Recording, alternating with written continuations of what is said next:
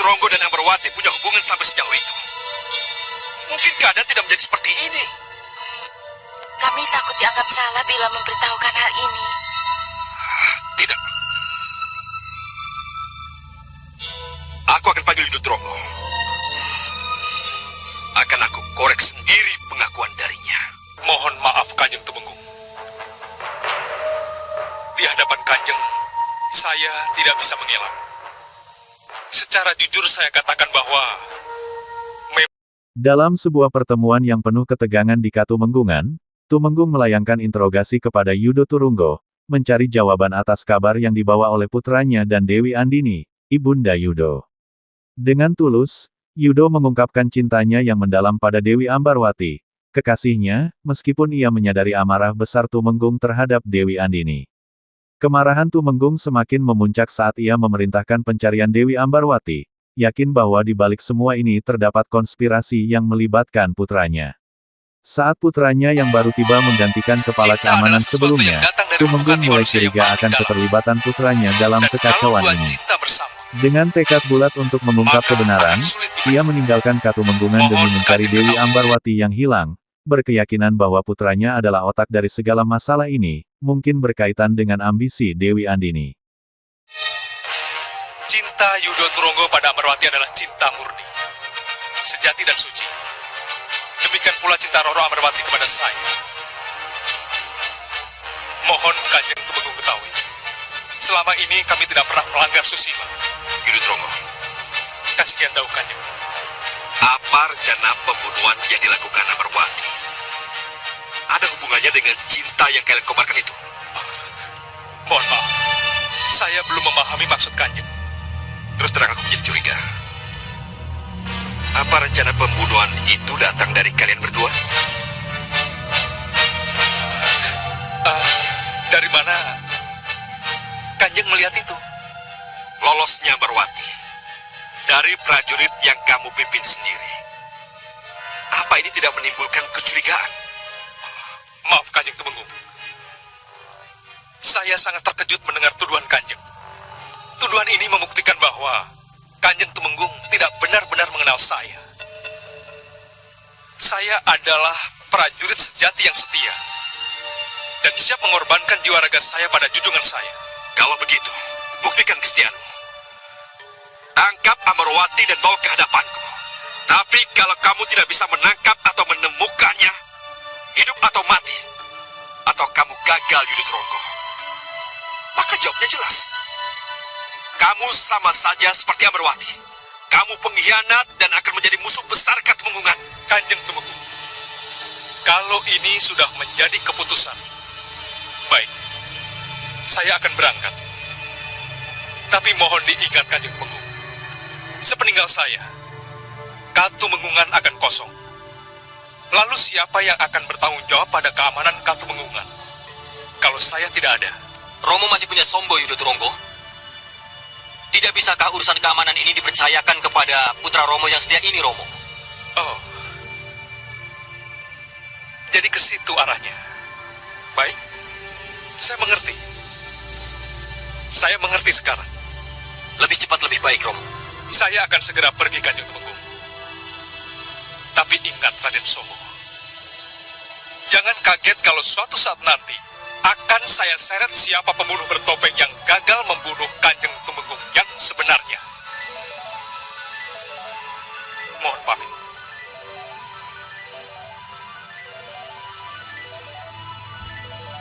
Yudo Tronggo, Sudahlah, Romo. Biarkan saja dia pergi. Masih ada saya di sini, Romo. Masa Romo tidak percaya dengan darah daging Romo sendiri? Saya akan menggantikan kepala keamanan Romo, agar saya bisa melindungi Romo tercinta. bisa ku percaya omonganmu ini.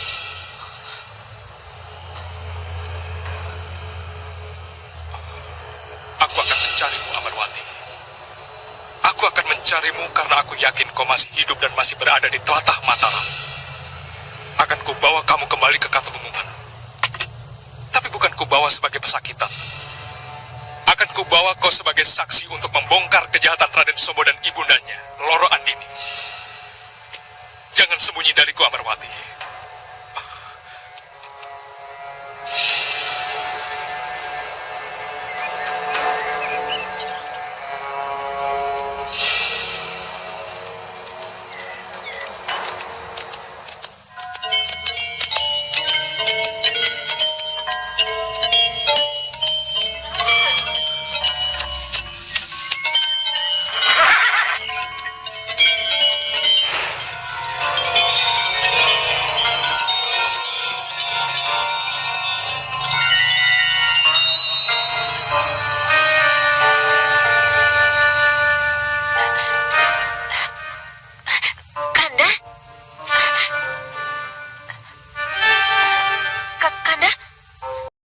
Di tempat lain, Dewi Ambarwati termenung di depan cermin, merindukan Yudo Turunggo.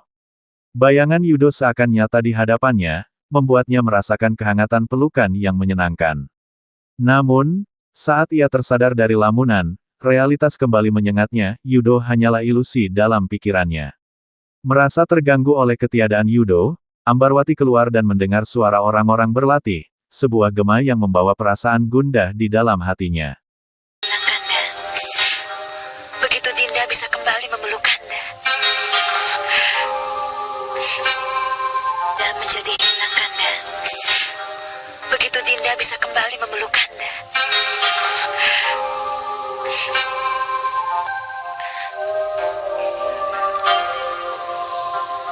Kanda sangat merindukanmu. Sangat merindukanmu.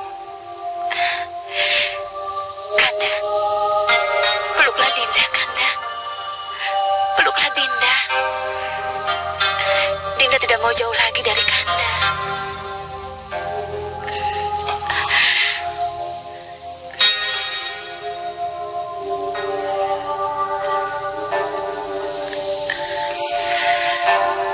Iya, Kanda pun demikian.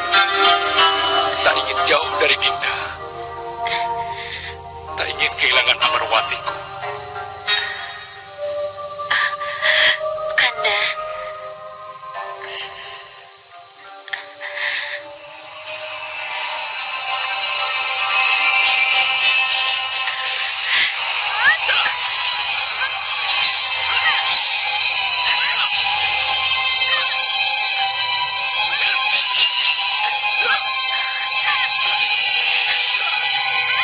Ayah.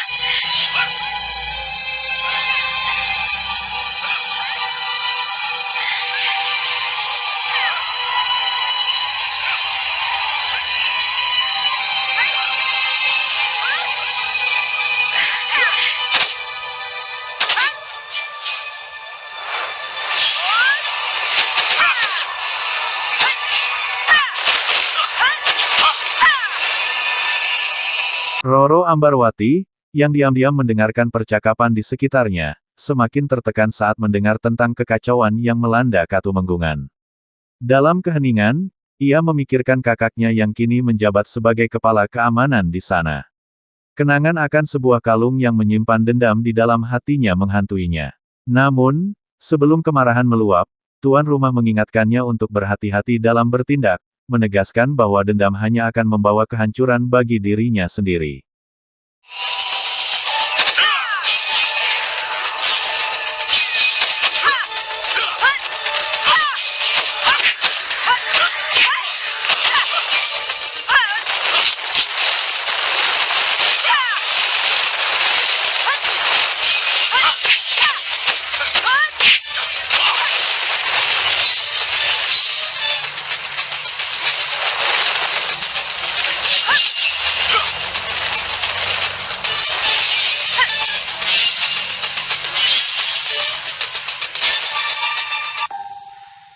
Ada sebagian orang mengatakan Putri Ambarwati kabur dan jadi buronan Katumenggungan.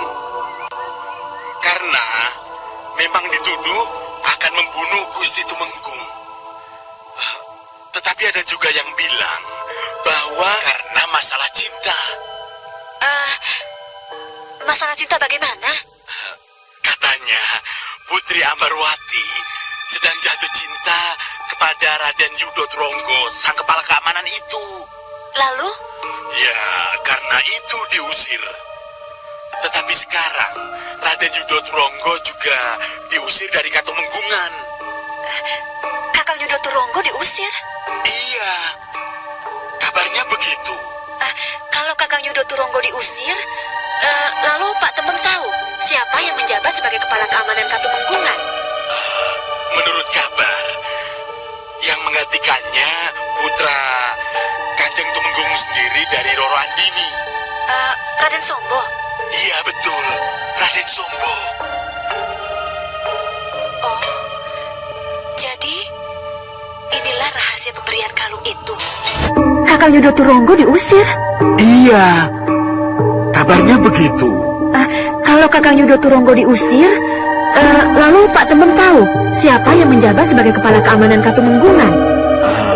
Menurut kabar, yang menggantikannya putra Kanjeng Tumenggung sendiri dari Roro Andini. Raden Sombo. Iya betul, Raden Sombo. Oh, jadi inilah rahasia pemberian kalung itu. Tentu saja suka, Kanda. Tentu saja saya suka. Terima kasih, Kanda Sombo. Terima kasih. Pada awalnya, saya sangat bahagia ketika seorang kakak memberikan saya kalung itu. Saya baru sadar ketika kalung itu ditemukan sebagai bukti percobaan pembunuhan. Saya sengaja dikorbankan. Jadi sekarang apa rencana Putri Ambarwati? Saya akan pergi ke Katumenggungan, sowan pada Romo dan mengatakan bahwa saya tidak bersalah. Tidak semudah itu. Jangan gegabah. Kenapa Tabib berkata begitu? Di Katumenggungan telah terbentuk anggapan bahwa Nanda Roro Ambarwati merupakan calon pembunuh yang gagal dan yang dicari. Sementara itu Raden Sombo telah menjabat sebagai kepala keamanan. Kepulangan Nanda sama saja dengan bunuh diri. Tidak, jangan lakukan itu. Lalu, apa saya harus tetap bersembunyi di sini? Nanda memang harus keluar untuk membuktikan bahwa Nanda bersih. Tapi masih perlu waktu. Saya yakin Raden Yudo Turonggo sekarang sedang mencari Nanda. Untuk apa? Untuk membuktikan bahwa Nanda tidak bersalah. Dan membongkar rahasia siapa dalang di balik kemelut ini sebenarnya. Kenapa Tabib berkeyakinan begitu? Pukulan jarak jauh di punggung yang menyebabkan Nanda limbung dan jatuh ke gerobak Kang Tembem telah membuktikan usaha penyelamatan yang Raden Yudo Turonggo lakukan.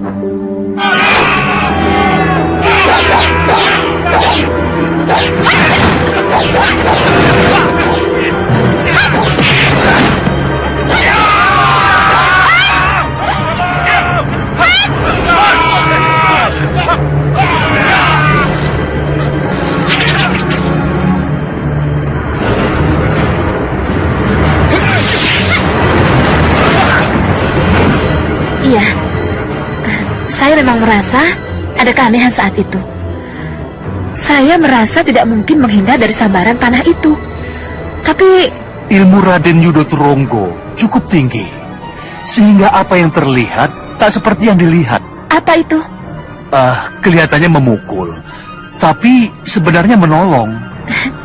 Kalau itu benar, saya akan sangat berterima kasih kepadanya.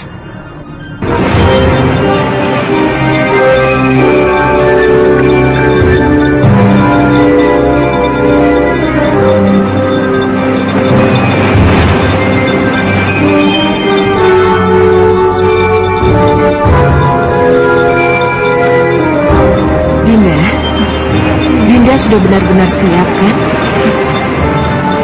Bagus kalau begitu. Tapak Dento, bisa lebih cepat lagi? Baik, Kanjeng Ratu.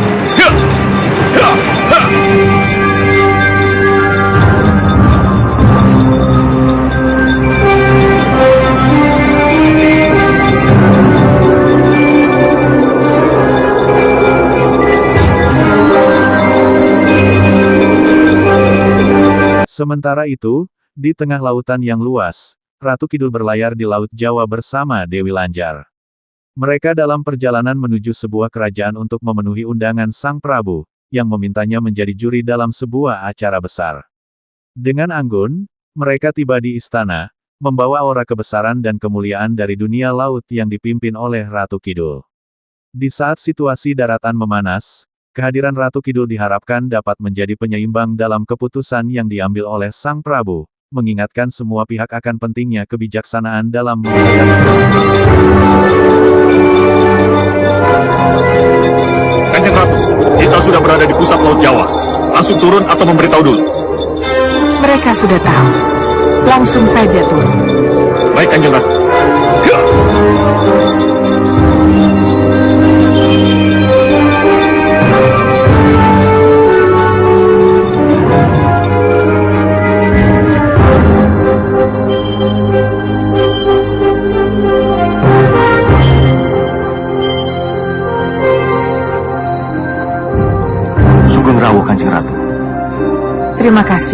Tugu Wasesa.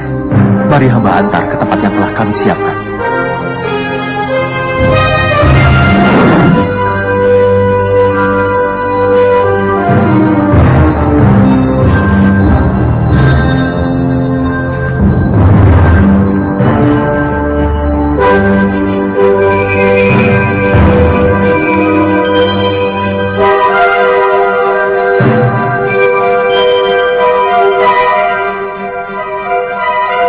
Selamat datang, Nyi Ratu. Selamat datang di Laut Jawa. Terima kasih, Sang Prabu. Ini Dewi Nawangsari, Adinda Ratu. Iya, Dewi Nawangsarilah yang saya batah untuk jadi juri. Saya harap Sang Prabu tidak keberatan. Oh, tidak. Selamat datang di Laut Jawa, Dewi Nawangsari. Terima kasih, Sang Prabu. Mari, silakan.